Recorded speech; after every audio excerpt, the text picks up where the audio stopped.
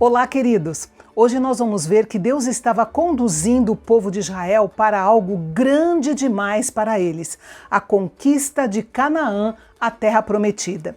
Era um desafio que eles só poderiam enfrentar se confiassem em Deus. As cidades contra as quais eles iriam lutar eram poderosas e os homens que eles iriam enfrentar eram simplesmente gigantes. Era impossível vencer aqueles inimigos sozinhos.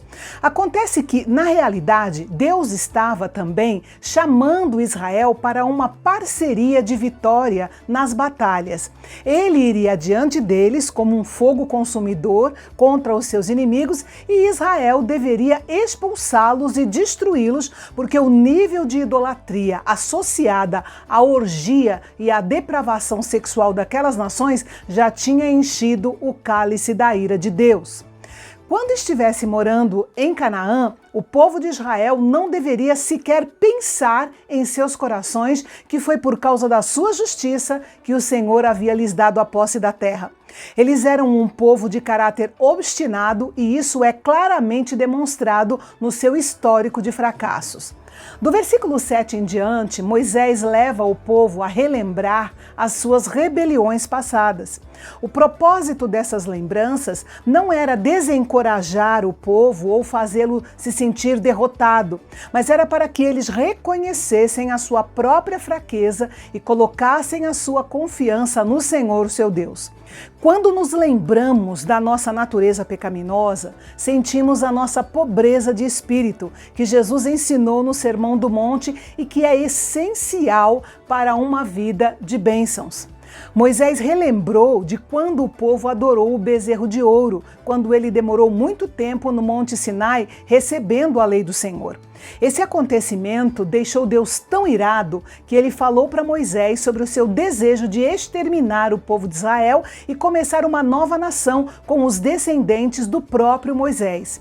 Mas ele intercedeu pelo povo e o Senhor, na sua imensa graça e misericórdia, os poupou. Moisés ainda relembrou como eles haviam provocado a ira do Senhor em Taberá, quando se queixaram das suas dificuldades, em Massá, quando reclamaram porque estavam com sede, em Quibrote Ataavá, quando eles cansaram do maná e pediram carne, e em Cades Barneia, quando eles mostraram toda a sua incredulidade, preferindo dar ouvidos ao relatório pessimista dos 10 espias. A oração de intercessão de Moisés fez toda a diferença nos primeiros anos da história de Israel como nação.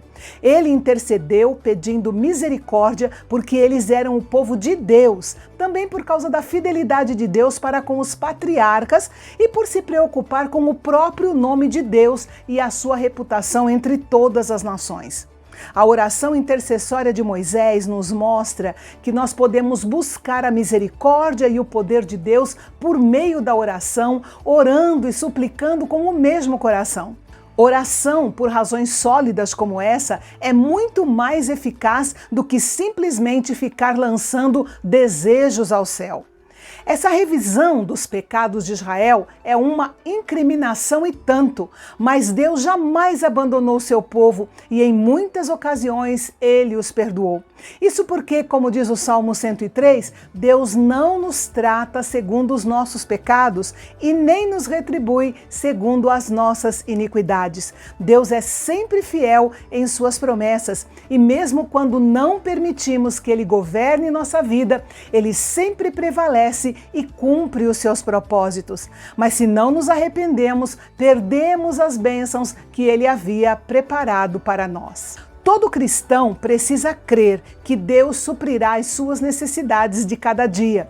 Se murmurarmos ao longo da caminhada da vida, estaremos apenas dando provas de que não confiamos em Deus e que sabemos melhor do que Ele o que é o ideal para nós.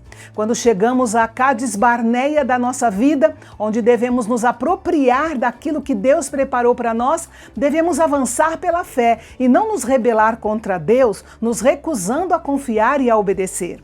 Se agirmos assim, é possível que acabemos vagando pela vida sem realizar aquilo que Deus planejou e preparou para nós. E eu vou ficando por aqui.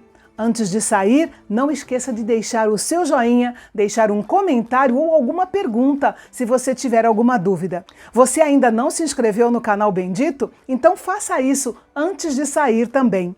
Você está sendo edificado com essas reflexões? Então compartilhe com seus amigos, não apenas este vídeo, mas também os estudos de Gênesis, Êxodo, Levítico e Números. Já são 162 vídeos, capítulo por capítulo, à sua disposição. E vamos juntos até o Apocalipse, se Deus nos permitir.